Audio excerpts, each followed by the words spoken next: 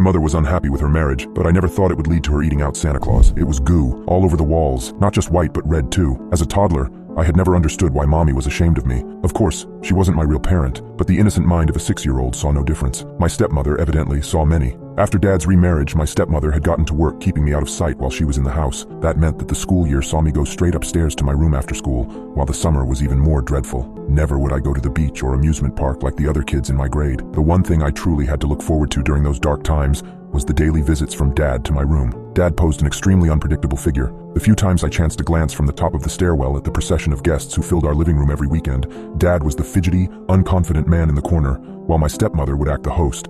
Never a very vocal man, he liked to pass hard decisions on to his wife, who normally took special delight in making such decisions if they regarded our family's income. Nevertheless, he did have a cold side to him. The kid inside of me never could understand why my parents had decided to marry. One was a portly, frugal, hardworking man, while the other was a beautiful, glamorous, opportunistic woman. I saw the clear clash in personalities, and I also consistently saw their violent arguments. Most of them were about money, and specifically, Dad's low salary. My stepmother would suddenly erupt downstairs and begin ranting about the cheap clothes, the cheap food, the cheap TV, the cheap fridge.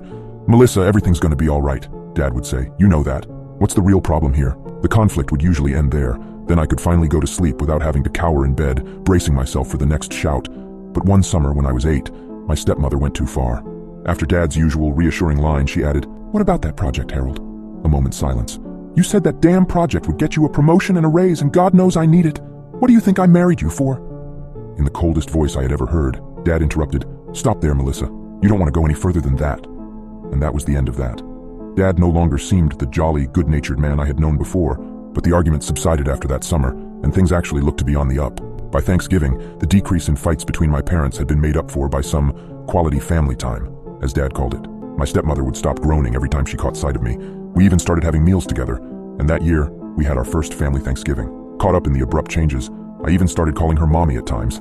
That Christmas, all 3 of us were in a celebratory mood.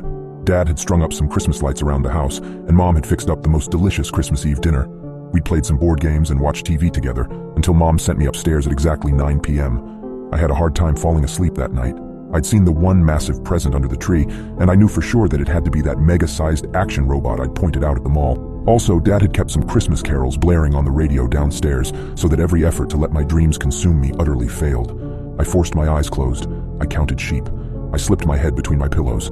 After trying every trick in the book, I checked the time, 11 p.m., and then a yell, a crash.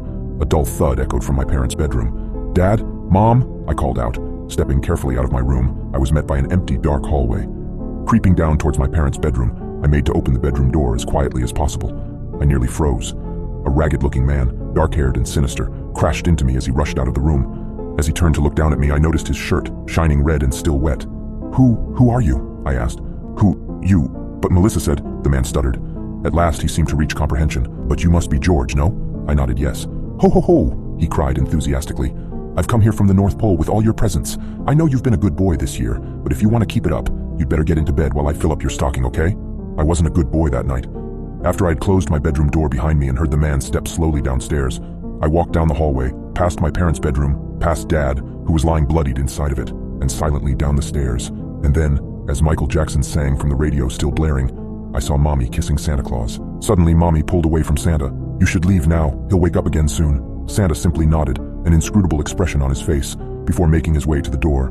I watched, my heart hammering in my chest, as Mommy followed him. As he opened the front door, a gust of chilly wind blew in, causing the Christmas tree to sway, and the lights cast strange, dancing shadows on the walls. I darted up the stairs then, back to the relative safety of my room.